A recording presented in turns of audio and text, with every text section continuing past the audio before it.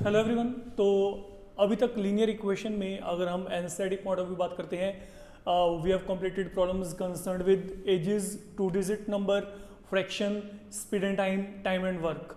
तो majority part of word problems from your NCERT that has been covered and now what remains. अब आपके पास यहाँ पे जो है जनरल लेवल के प्रॉब्लम्स आएंगे जो कि बहुत ही आसान है। Fine, I taken a few problems in this module, we will be covering all this. तो let we take on to this problem one by one. Like जो पहला आपको यहाँ पे प्रॉब्लम दिया गया है, लेट वी कम अक्रॉस। आपको क्या दिया है? डिफरेंस बिटवीन टू नंबर्स क्या दिया है? 26। कोई भी दो नंबर है उनके बीच में आपको डिफरेंस दे रखा है। And then one number is 3 time the other, find numbers. Damn easy okay, इसमें कुछ भी नहीं है। देखो आपको दो नंबर दिए गए हैं, उनके बीच में आपको डिफरेंस दिया गया है। आप यहाँ पे क्या करेंगे? लेट जो नंबर्स हैं वो हमारे पास यहाँ पे क्या है? Let the numbers be X and Y, क्योंकि दो नंबर्स के बीच में डिफरेंस दे रखा है एंड वो जो डिफरेंस है वो डिफरेंस आपको 26 दिया गया है। It mean one thing is assure कि दोनों में से एक नंबर बड़ा है। फाइन, तो आप यहाँ पे क्या करो? Let numbers be X and Y such that X is bigger than Y. ये हमने यहाँ पे एज्यूम कर लिया कि एक्स वाई से बड़ा है। तो अगर यहाँ पे एक्स वाई से बड़ा है तो दोनों का डिफरेंस आपको क्या दे रखा है? 26। It is one thing we have been given. आगे आपको क्या दिया है? One number is thrice the other. तो यहाँ पे एक नंबर जो है वो दूसरे का क्या है? 3 टाइम है।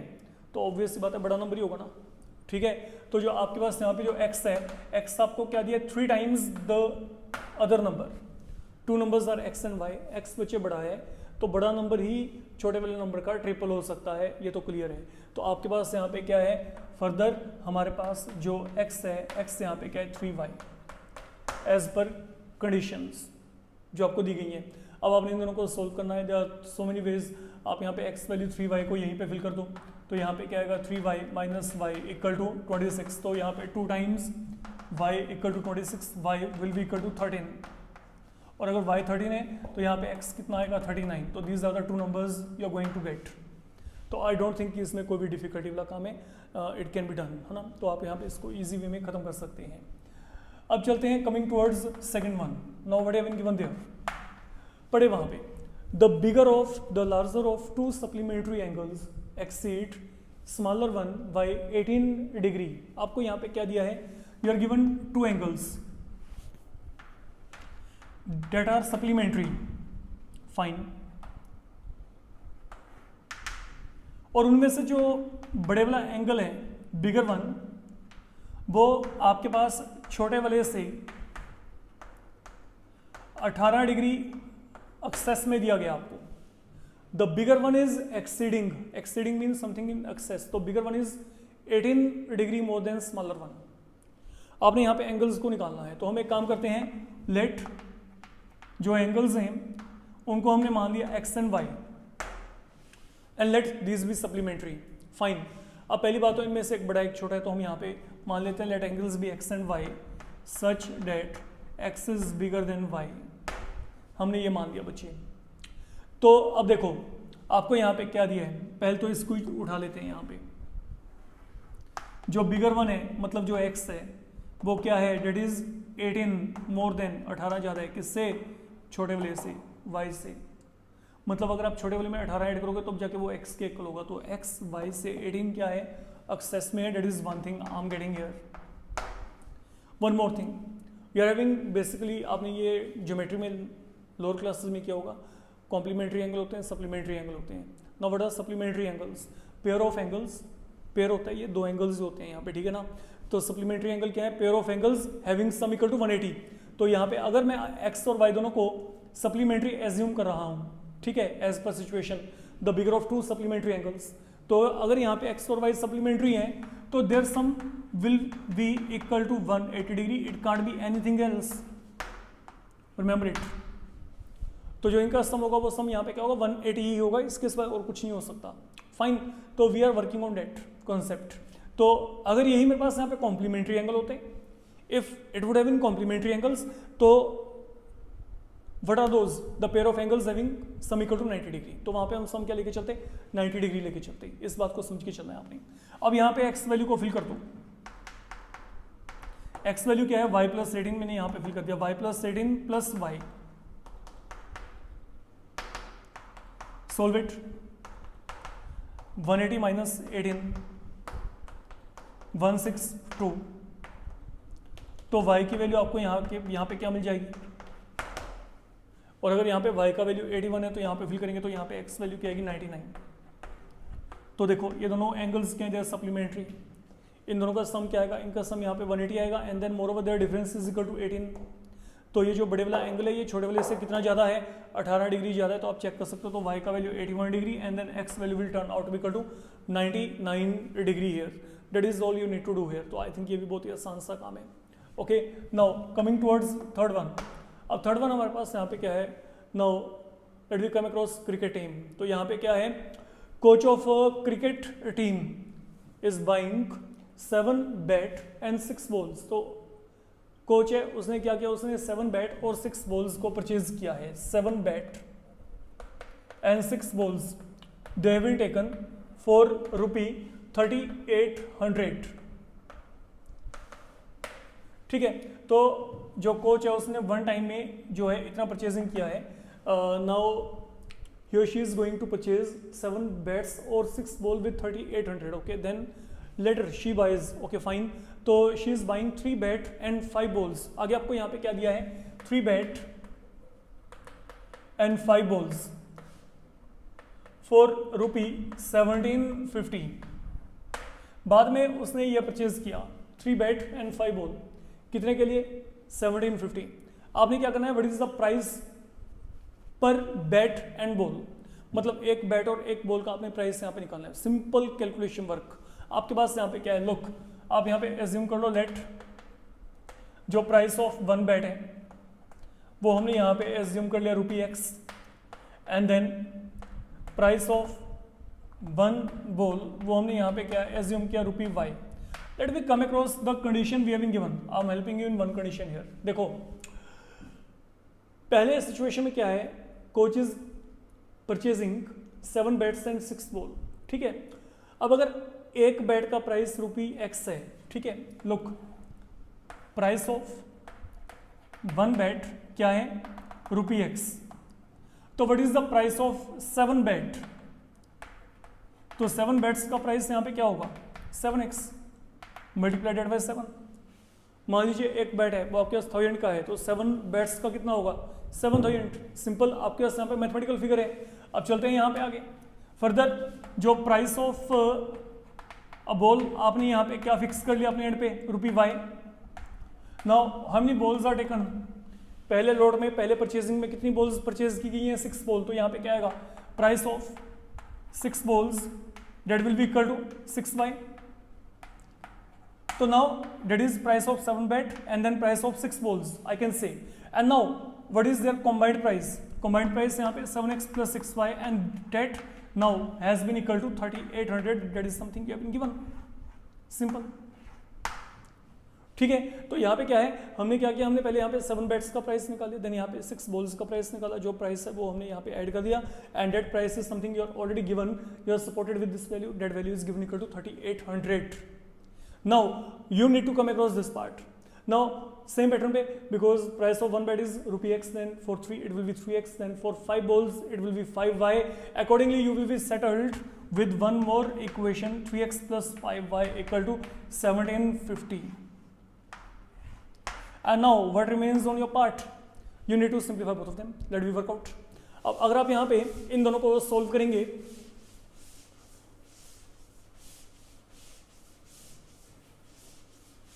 लेट वी चेक नाउ, यहाँ पे क्या बनेगा। एक तो आपको दिया गया है यहाँ पे 7x plus 6y।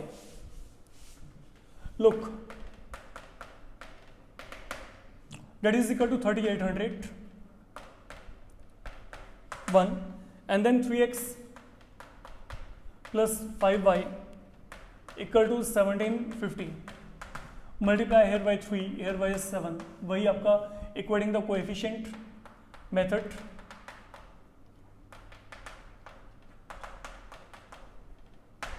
then again multiply right here,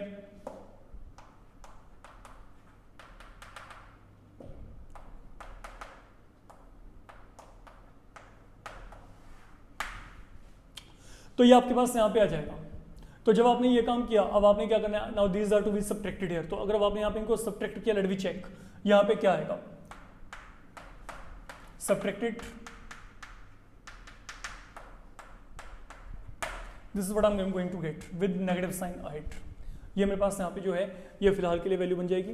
fine, अब आपने अगला काम यहाँ पे क्या करना है, आपने इसको सोल्व करना है। तो यहाँ पे y की वैल्यू क्या आएगी, 50, you are going to get 17,585, तो y का वैल्यू क्या आएगा, 50 आएगा। अब जैसे आपको यहाँ पे y का वैल्यू मिलेगा, you need to fill this value right here. Now 7x + 6y = 3800, तो 6 × 50 300 आएगा यहाँ पे। तो if you will subtract it, that will lead you to 3500 and x value will turn out to be equal to 500 here. So price of one bet 500 and then price of a bowl that has been equal to ₹50. So that is what we have to evaluate. So that is how you can get this problem done. अब चले आप यहाँ पे, now coming across fourth one. Now what is lying in fourth, let me check. Now that is something concerned with a rectangular figure. तो यहाँ पे आपको क्या दिया गया है, suppose half the perimeter of, look, ये पूरे सम को पहले आराम से पढ़ लें। इसमें आपको यहाँ पे क्या दिया गया है, half the perimeter of rectangular garden whose length is 4 more than width is 36 metre. इस पूरे सम को क्रैक करना है आपने, देखो कैसे करेंगे। Look, half the perimeter of rectangular garden is 36, ये आपको दिया गया है। Half the perimeter of rectangular garden कितना है, 36 metre. And then of that rectangular garden what have been given, the length is 4 more than width, that is the another thing. Fine, तो इसको आपने इस तरीके से जो है वो क्रैक करना है वर्डिंग को। अब आपके पास यहाँ पे क्या है, मान लो मैं आपको कहता हूँ कि I taken any rectangular garden here. Fine, मान लेते हैं इसका लेंथ है वो यहाँ पे x हमने फिक्स कर दिया, यहाँ पे क्या है y मीटर हमने यहाँ पे फिक्स कर दिया। तो that is now it's running length and then it is its width. Now what I have been given here, length is 4 more than width. So if length is 4 more than width here, length is 4 more than width, what in all I can say here, mean in width if you are adding 4, that will be equal to length. 4 more than width mean 4 plus width, and what is the length, we have assumed x, what is the width here, y, तो x equal to क्या आ गया, 4 + y आ गया। Now that is one thing we are having with us. Now listen carefully, say it is 1। तो आपको यहाँ पे दिया क्या गया है, यहाँ पे you are given a rectangular garden, now you are given length is 4 more than breadth, तो x is 4 more than y, accordingly I am getting x equal to 4 + y. Once are done up to here, now what I given here, half the perimeter, that is given equal to 36 metre, no issue. तो यहाँ पे क्या है, अब जो perimeter है, perimeter को आप क्या करेंगे, I can write it to be 2 times l + b, 2 will get cancel here, mean l + b is equal to 36, and what is now l, length, that is referring to x, what is width here, okay, width हमने यहाँ पे क्या लिया है, width हमने क्या लिया है फिलहाल के लिए y, and then what is value of x here, 4 + y, let it be simplified, 2y = 32, so here comes y, and accordingly x will turn out to be equal to 20 metre.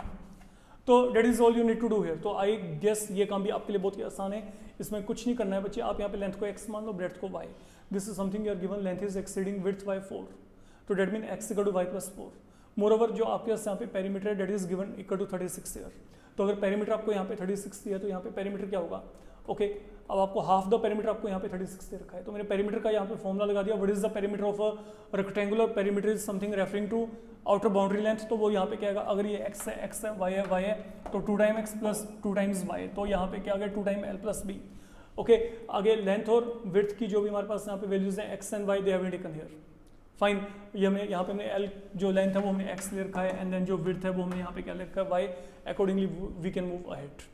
Then coming toward fifth one, that is something concerned with angles, some property of triangles. Look what I have been given here. In triangle ABC, fine. In triangle ABC, all three angles A, B, and C. Now these are connected via relation, आपको यहाँ पे इनका connectivity दे दिया गया by mean of a relation. What is the relation given to you?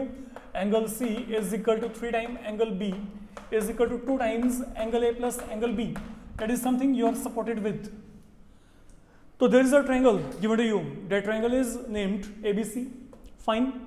And then वो triangle के जो तीनों के तीनों angles हैं A, B and C, they are connected by this particular relation. What you need to do? आपने यहाँ पे angles को निकालना है. कुछ भी difficult नहीं है, आपको इस relation को properly read करना है. Look, whenever I'm saying A equal B equal C, that means A equal B, B equal C, C equal A. I hope there is no problem in accepting this fact. Now let me work out according to this concept. A equal B equal C, I can say they both are same. ये दोनों equal हैं. I can even say these are equal. So 2 times angle A plus angle B enclosed within bracket. Be careful. It is equal to angle C. Let it be. Fine. So what I done? I taken a pair of both of these and both of these. They have been equated and then इन दोनों को equate किया गया. So when you equate it, this is what is going to happen. Now look, what is the value of angle A plus angle B? If I want to evaluate, 2 will be shifted in a denominator. So that will become angle C. का क्या आ जाएगा यहाँ पे? Half आ जाएगा. Mean I'm shifting half on that side. So that will become half of angle C here.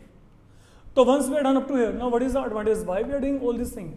You know, triangle is given ABC, तो obvious सी बात है, उसके angles क्या हो गए? A, B and C, and what is sum of all angles in any triangle? That will be 180. So what I'm having with me as per ASP, I can say sum is 180.